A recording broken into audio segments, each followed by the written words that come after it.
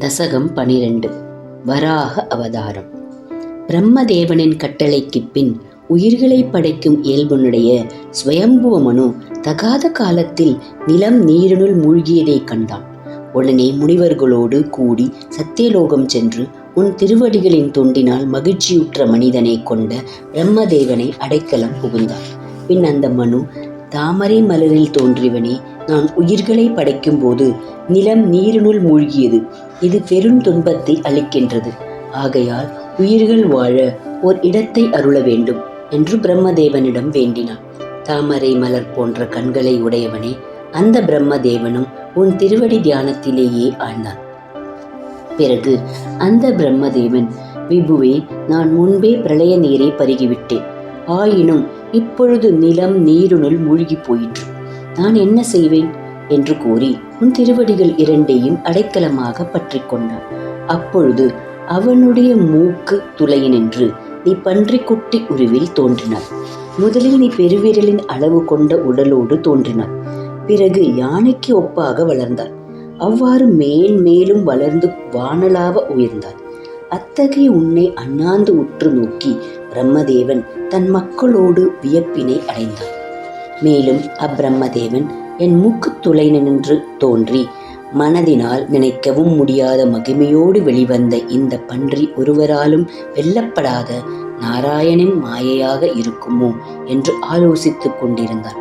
அப்பொழுது நீ பெரிய மலை போல் வளர்ந்து பேரச்சம் உண்டாகும்படி கர்ஜித்தாய் இல்லையா?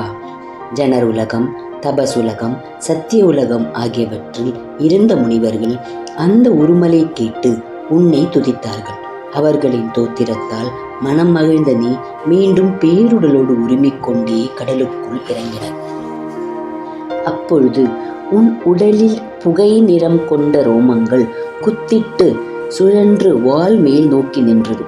அச்சத்தை ஊட்டும் கீழ் நோக்கிய மூக்குடனும் மேகங்களை வேகமாக பிளந்து கொண்டும் அங்குமிங்கும் சுழலும் கண்களை கொண்டவனுமான நீ உன்னை துதிக்கின்ற முனிவர்களின் உள்ளத்தை குளிர செய்து கொண்டு நீரினுள் இறங்கினாய். அந்த நீரினுள் இருந்த முதலைகளின் கூட்டம் திகில் அடைந்தது. திமிங்கலங்களின் கூட்டம் சுற்றி திரிந்தது. அலைகள் மோத கொந்தளித்த ஜலத்தில் மூழ்கி அச்சத்தை தருகின்ற ஒலியினால் பாதாளத்தில் இருந்தவர்களை நடுங்க செய்தாய். பின் நிலமகளை தேடிச் சென்றாய்.